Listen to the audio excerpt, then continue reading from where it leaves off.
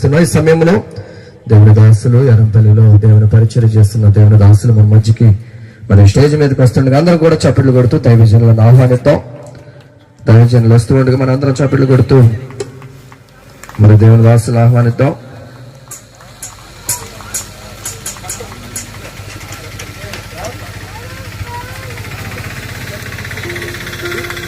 పోతరపాడు ప్రాంతంలో దేవుని పరిచయం చేస్తున్న దేవుని దాసులు వచ్చి వాక్యం మొత్తం ప్రార్థన చేస్తారు.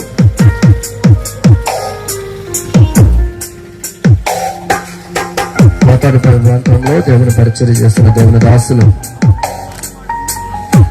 మరి జానయ్య గారు వచ్చి ప్రార్థన వరకు నడిపిస్తారు.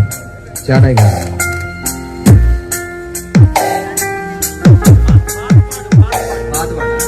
క్షమించండి, పాతపాడులో దేవుని పరిచయం చేస్తున్న దేవుని దాసులు బి జానయ్య గారు.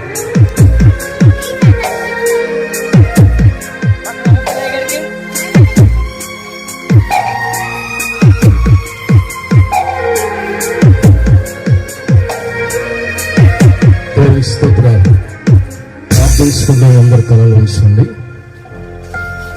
రండి, యెహోవా సన్నిధిలో సాగిలు పట్టి నమస్కరించి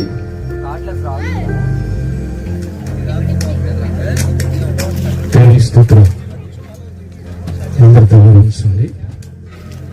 దేవుని యొక్క సన్నిధిలో పరిశుద్ధాత్మ మన మధ్యలో ఉండి దాసుని ఎంతగానో ప్రేమించి ప్రభుని యేసుక్రీస్తు ప్రభు ఆయన తెలియపరిచేదిగా రక్షించిన వారిని ఎదగరక్షిస్తానికి మనుషు కుమారునికి ఆయన లోకానికి వచ్చిన శిక్షలు ఇచ్చినారు. ఆ రీతిగానే దాసుని ప్రేమించి అనేక ఆత్మల రక్షణ కొరకై ఈ 3 రోజుల సభలో దేవుడు ఏర్పాటు చేశారు. దయచేసి ఇక్కడ వచ్చిన వాళ్ళందరూ కూడా తెల్లవలసిన ప్రార్థించుకుందాం. పరిశుద్ధుడా, సర్వాధికారికి స్తోత్రం. భూమిని పాతిపేట మోకాసిన సింహాసనం చెల్లించిన దేవుడు లోకంలో ఒక ఆత్మ వసించుట ఈ చిత్తము కాదు. ప్రతి మానవాళ్ళు ఎంతగానో మీరు ప్రేమించి నశించిన వారి రక్షిస్తానికి లోకానికి వచ్చిన సెలవిచ్చారు. ఈ గ్రామంలో ఒక ఆత్మ నశించే చిత్తం కాదు కాబట్టి నీ దాసుని ఎంతగానో ప్రేమించి నీ ఆత్మశాతని మీ పరువు ప్రయాసంతో కూడిన 11, 12, 13 తారీఖుల్లో ఈ సభలు మీరు ఏర్పాటు చేశారు. ఇది సంకల్పం చెప్పి నమ్ముతున్నాను. ఈ సభల ప్రభు ఈ దాసులు ప్రేమించి నడిపించారు. ఇప్పటికీ 11, 12 తారీఖుల్లో ప్రభు దాసులతో ఎన్నో వర్తమానాలు ఇచ్చారు. సహాయం చేతండి. ఈశ్వర్ యొక్క కుడిపిలో నన్ను ప్రేమించిన ఆయన అల్పనేయకుడను ప్రభువాన్ని పిలిస్తే ఏగుతలేని వాడిని స్థానం వరకు నడిపించారు. ఆ పట్ల ప్రేమలకి ఏమో మాకు తెలియదు. ప్రభు మేము వస్తూ వెళ్తాం కాదు, చూస్తున్న ప్రతి ప్రార్థన ఈ సంధికి చేర్చి దాసులు ఇస్తున్న వర్తమానాలు ప్రతి ఆత్మలకు రక్షణ కలిగేటట్లు సహాయం చేయమని ప్రార్థిస్తున్నాను. దేవానికి వందనాలు. ఈశ్వరిక కూడిక ప్రభు ఆత్మరక్షణ కలిగేటట్లు మీరు సహాయం చేయండి. నీ దాసుని ఎత్తుపట్టి మంచి ఆత్మ నడిపించి దయచేసి ప్రభానికి వందనాలు. ఈ నామానికి జయకరంగా ఈ కార్యం జరిగించి సర్వారికి మీరు తోడుగా నడిపించమని నీ సన్నిధి వీళ్ళందరికీ తోడు సహాయం చేయమని నా ప్రభువున రక్షకుడైన యేసు పరిశుద్ధ నామములో వేడుకొనుచున్నాము తండ్రి. ఆమేన్. ప్రార్థించిన ప్రజలకి ఒక సభ తరపున వందనాలు తెలియపరుస్తూ ఉన్నాం. ఈ సమయంలో మరి దేవుని దాసులు వైస్ ప్రెసిడెంట్ గారు యొక్క కుమారులు దైవసరికి 1618 మంది సేవకులకు మరి తండ్రి గారు వైస్ ప్రెసిడెంట్ గా మరి ముందుకు కొనసాగుతున్న దేవుని దాసుల యొక్క కుమారుడు మరి అనేకమైన ప్రాంతాల్లో అనేకమైన పట్టణాల్లో మరి బహుబలంగా వాడబడుతూ దైవజనులు మన మధ్యకి రావడం ఎంతో ఆశాదకరం. దైవజనులు ఎర్రపల్లిలో దేవుని పరిచయం చేస్తున్న దేవుని దాసులు మనం చప్పటిలతో ప్రేమపూర్వకంగా ఈ సమయాన్ని అప్పగిద్దాం. దేవదాసాయి గారిని ఆహ్వానిద్దాం. అందరూ చప్పట్లు కొడదామండి. అందరూ చప్పట్లు కొడుతూ ప్రేమతో సమయం.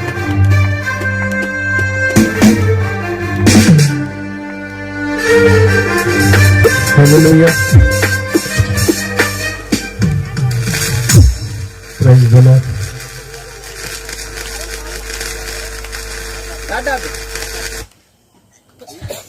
Praise the lord.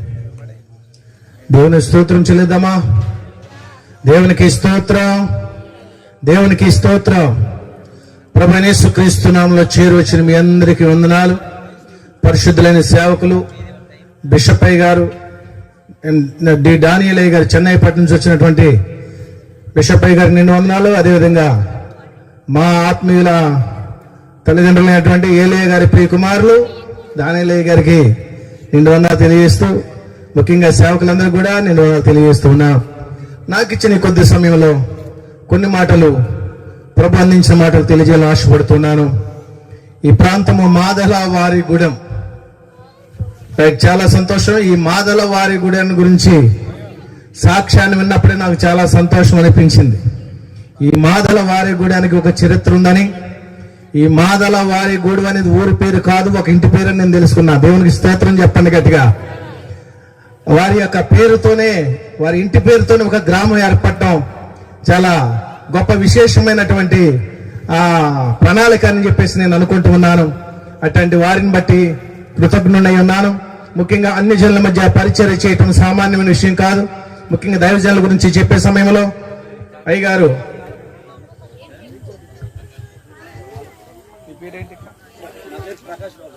ప్రకాష్ బాబు గారు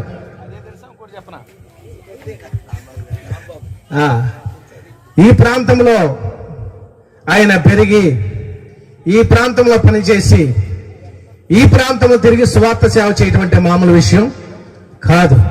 ఒక అన్ని జనుల నుంచి దేవుడు ఆ బిడ్డను రక్షించుకొని ఈ ప్రాంతంలో బలమైన సేవను వారి ద్వారా జరిగిస్తూ ఉన్నారంటే ఆయన కృప, ఆయన కృప ఇంత విస్తారముగా ఆయన మీద ఉంది. కాబట్టి అన్ని జనుల నుంచి రక్షించుకున్నటువంటి ఆయన ద్వారా గొప్ప సాక్షిగా ఈ ప్రాంతంలో వారి కుటుంబాన్ని వాడుకుంటూ ఉన్నారు.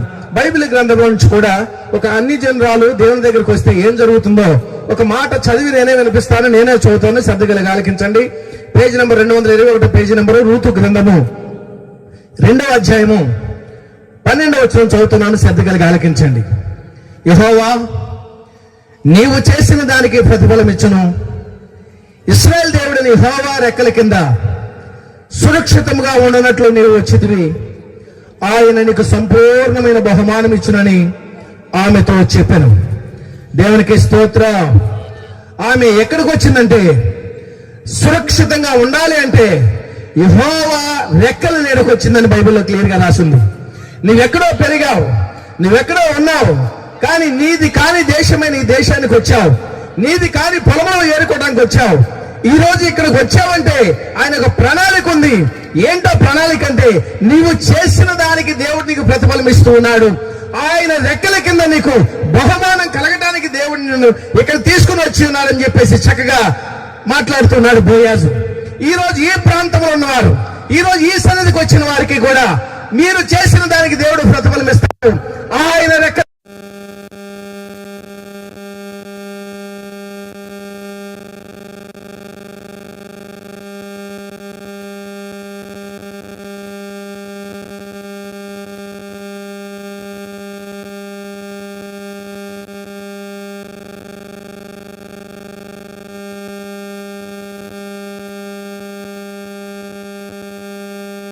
బహుమానం ఇస్తాడట. ఎలాంటి బహుమానం ఇస్తాడు? 3 రోజుల కూడికల్లో పాలు పొందిన ప్రతి ఒక్క బిడ్డకి దేవుడు సంపూర్ణమైన బహుమానం ఇవ్వడానికి సిద్ధంగా మమ్మల్ని స్తోత్రం చెప్తారు. దగ్గరగా ఊరికి ఇక్కడికి రాలేదండి. మనం ఆయన ఇచ్చే బహుమానాన్ని పొందుకోవడానికి వచ్చి ఉన్నాం. ఆయన ఇచ్చే ఆరోగ్యాన్ని పొందుకోవడానికి వచ్చి ఉన్నాం. ఆయన ఇచ్చే నెమ్మదిని పొందుకోవడానికి వచ్చి ఉన్నాం. అన్ని రాలేని ఋతు, దేవుని ఎరగని ఋతు, దేవుని జనాంగాలకు వచ్చిన తర్వాత ఒక అభయం ఇస్తున్నాడు బోయాజు. అక్కడ నీ ఊరికి ఎక్కడికి రాలేదమ్మా, యెహోవా రెక్కల కింద సురక్షితంగా ఉండటానికి నీవు వచ్చావు. నిజమే, నువ్వు ఏ సమస్యలు ఉన్నావో నాకు తెలీదు, ఏ పరిస్థితుల్లో ఉన్నావో నాకు తెలీదు, ఎవరికి చెప్పుకోలేని ఇబ్బందుల చేతను ఉన్నావేమో నాకు తెలియదు. కానీ ఈ రోజు దేవుడు నీకు సంపూర్ణమైన బహుమానం ఇవ్వటానికి ఇక్కడ కూర్చొని ఉన్నావు. నమ్మున స్తోత్రం చెప్పండి. నీ సమస్య ఏదో, నీ సమస్యకు పరిష్కారం ఏదో ఆయన తెలుసు. కాబట్టి నువ్వు ఇక్కడికి వచ్చి ఉన్నావంటే నీకు ఒక సంపూర్ణమైన బహుమానం ఇవ్వాలని ఆశపడుతున్నాడు. విశ్వసించిన వారికి దేవుడు ఖచ్చితంగా ఆయన బహుమానం ఇచ్చి పంపును గాక. ఆయన సురక్షితమైన రెక్కల నీళ్ళలో ఆరోగ్యం ఎలాగుంటుందో చెప్తున్నాను. మా గ్రామంలో గోయిందా అనే ఒక స్త్రీ ఉన్నారు. వారు యాదవుల కుటుంబంలో జన్మించారు. ఆమెకి భయంకరమైన అనారోగ్యం చేత మంచాన పెట్టారు. భయంకరమైన అనారోగ్యం చేత మంచాన పెడుతూ ఉండే సమయంలో మైకేంద్రం ద్వారా ఈ స్వార్థ వెళుతుంది. మైకేంద్రం ద్వారా స్వార్థ వెళుతున్నప్పుడు కూడా ఆమె అనుకుంది, వీళ్ళకి పని పాట లేదు, ఈ కేకలేంటి అలరేంటి అని చెప్పేసి తన మనసులో అనుకుంటూ ఇరుగు పొరుగు వారితో చెబుతుంది. కానీ సమస్య ఎక్కువైపోతూ ఉంటే అదే దారిన మన చర్చకు వచ్చే వాళ్ళు వస్తూ ఆమె దగ్గరికి వెళ్ళారు. మా ఏంటి ఇలా ఉన్నావు, ఏంటి నీ పరిస్థితి అంటే, భయంకరమైన సమస్యలు ఉన్నాను, భయంకరమైన అనారోగ్యంలో ఉన్నాను, నేను నా పరిస్థితి బాగోలేదన్నప్పుడు వారు చెప్పారు, నీవు యేసు దగ్గర రాగలిగినట్లయితే, అదిగో వినబడుచున్న మైకి దగ్గర నువ్వు రాగలిగినట్లయితే, దైవ స్వరూప ప్రార్థనా మందిరం అనేది ఉంది. అక్కడ దైవజనుడు నీకోసం నిత్యము కన్నీరు గార్చి ప్రార్థన చేసేవారు. ఉపవాసం ఉండి కన్నీరు గార్చి ప్రార్థన చేసే దైవ సేవకులు మన గ్రామంలో ఉన్నారు. ఏకాంత ప్రార్థన చేసే సేవకులు మన గ్రామంలో ఉన్నారు. నీవు గనక రాగలిగినట్లయితే నీకోసం దైవజనుల ప్రార్థన చేస్తారని చెప్పేసి చెప్పిన మాటలుగా ఆమె విశ్వసించబడి గుడి దగ్గరికి వచ్చింది. ఆమె వచ్చేటప్పుడు ఇద్దరు మనుషులు పట్టి తీసుకుని వచ్చారు. ఆ రోజు ఆదివారం తన సమస్యలంతా కూడా చెప్పుకుంది. అమ్మా, నువ్వు ఇక్కడ ప్రార్థన చేసుకుందో ఆ రాత్రే దేవుడు ఆమెతో చెబుతున్నాడు. స్తోత్రం చెప్పండి దగ్గరగా. ఆ రాత్రే దేవుడు చెబుతున్నాడు, అయ్యా నాకు ఇలాంటి కళ వచ్చిందండి.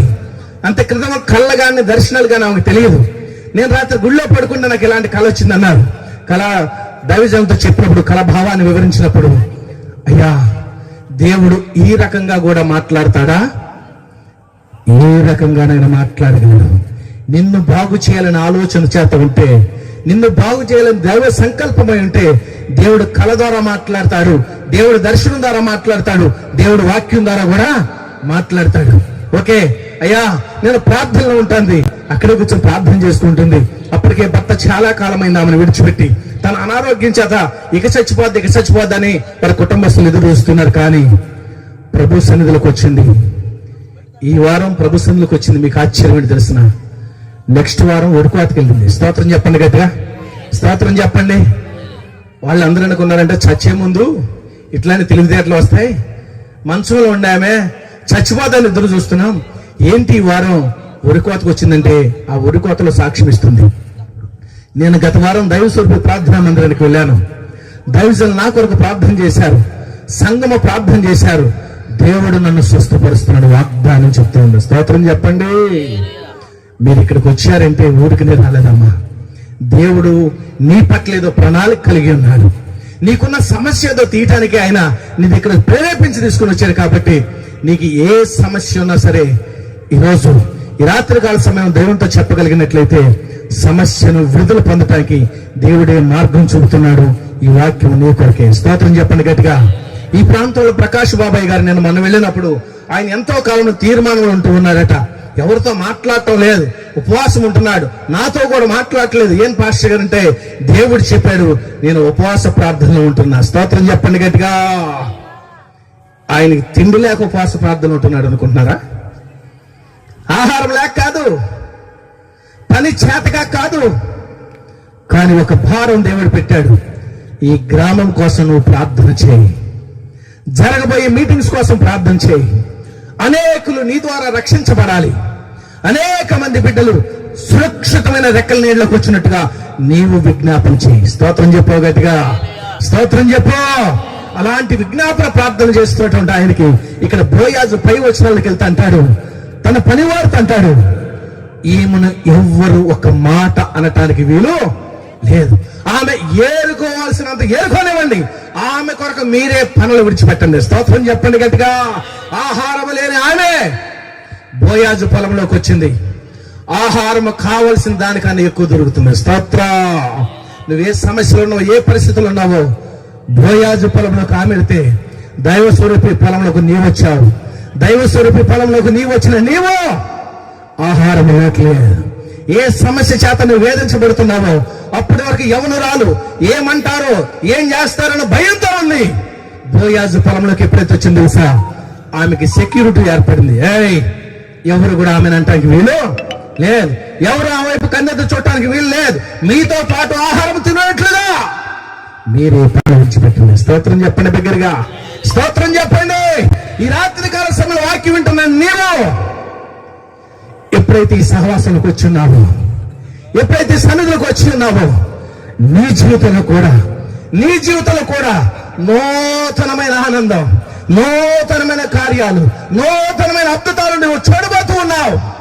రూతు జీవితంలో అలాంటి కార్యం చూస్తుందని అనుకోలేదు. రూతు జీవితంలో ఎప్పుడు కూడా ఇలాంటి భవిష్యత్తు నాకు ఉంటుందని అనుకోలేదు. ఇలాంటి పరిస్థితులు నాకు అవమానాలు ఉంటాయి అనుకున్నది, కానీ నాకు ఒక రక్షణ ఏర్పడుతుంది అని అనుకోలేదు ఆ రూతు.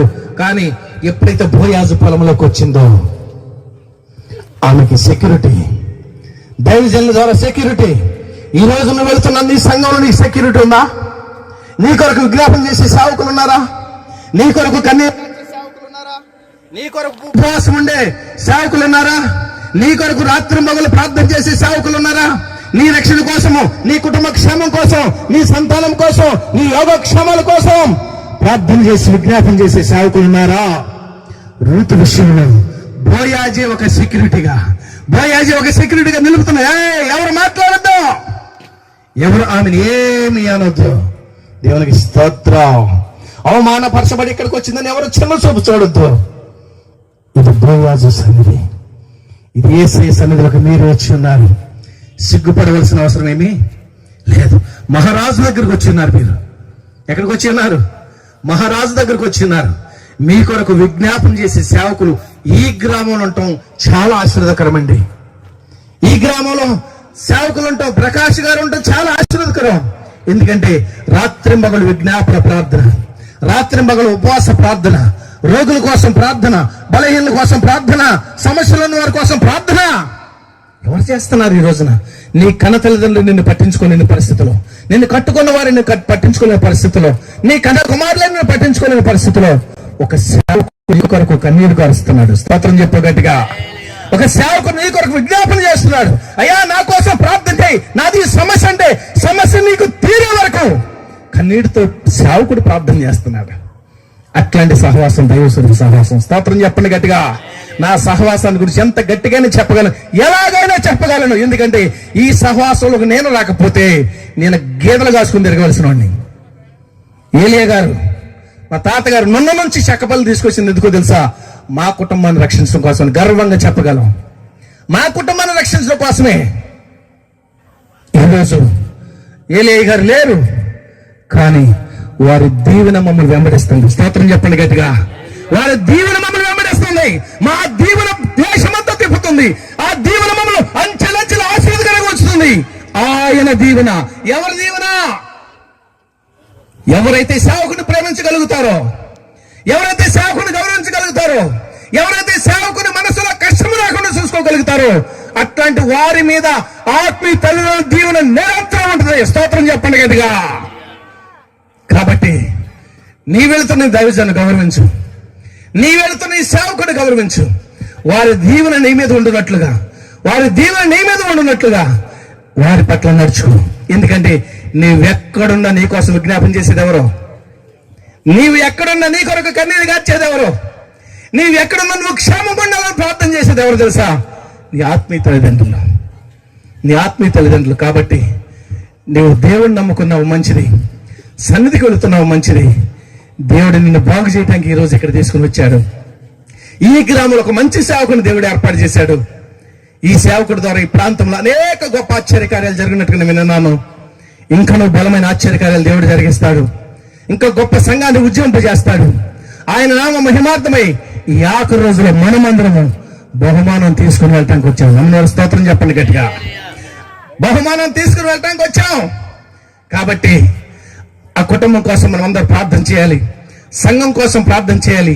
ఇక్కడ చేరి ఉన్న ప్రతి ఒక్క బిడ్డ కూడా బహుమానం పొందుకున్నట్లుగా ప్రార్థన చేయాలి.